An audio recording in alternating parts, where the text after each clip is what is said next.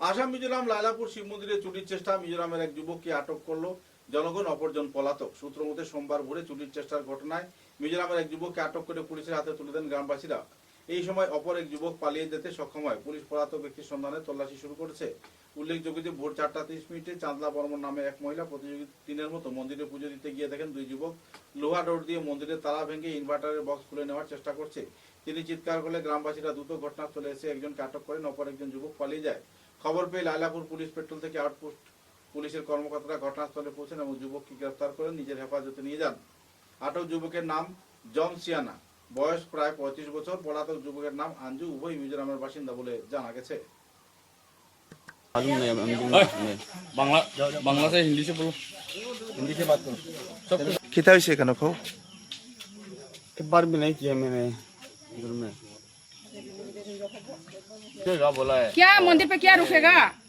बारिश भी नहीं है, डूब भी नहीं है, क्या रुकने के लिए गया था मंदिर पे? ताला खींच लिए तोरा, हाँ? ताला खींच लिए तोरा। दारू मंदिर में मिलता है? मंदिर का नजदीक से घर है, उधर पे दारू पीने के लिए जाना है।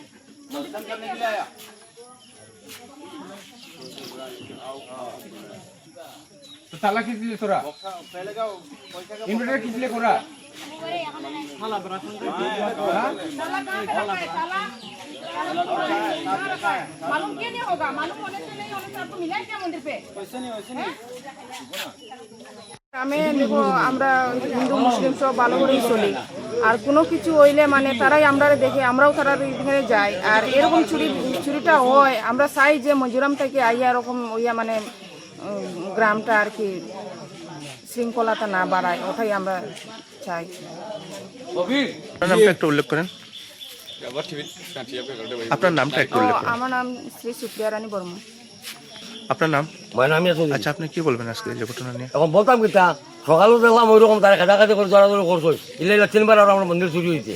কিন্তু এই চুরির কারণে কই আর এরা এদিক না, এরা আসলি চুর, এদিকগুলো সাধারণ মানুষ মানে টুবলা টবলা।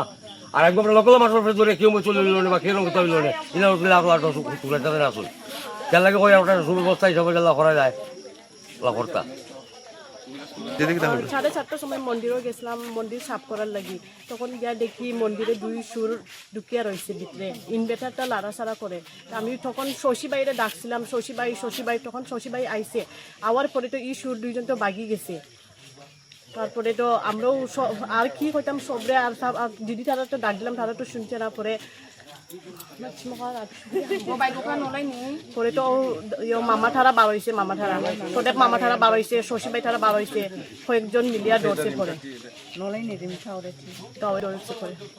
দাদা কিতা হইবে আজকের এই ঘটনা নিয়ে? আজকে সকালে আমরা গ্রামে আর কি, আমরা গ্রামের লাইলাপুর বনবস্তি গ্রাম, আমার এখানে একটা মন্দির আছে। মন্দিরে যখন সকাল পরিষ্কার করে লেগেছিল, তখন বাইরের দেশের মানুষ আর কি, যেমন কি বাইরের মানুষ, মিজোরামের মানুষ মন্দিরে তালা ঢুকিয়ে ভাঙ্গিয়া মন্দিরে ঢুকছে। এরপরে যে মন্দিরে পরিষ্কার করা গেছিল তাই মানে মেয়ে মানুষ, তাই এই দুজন মানুষের দেখিয়া বই পাইয়া গ্রামে চিৎকার করছে যে গ্রামের মন্দিরের মানুষ ঢুকি।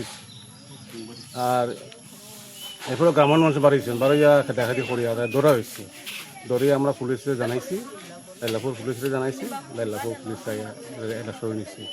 এরপরে আমরা দেখো, আমরা যে লাইলাপুর গ্রাম বনবস্তি গ্রাম আছে, আর কিনারে আমরা সব দিকে আমরা গ্রামের এলাকার মানুষ সব মুসলমান হই।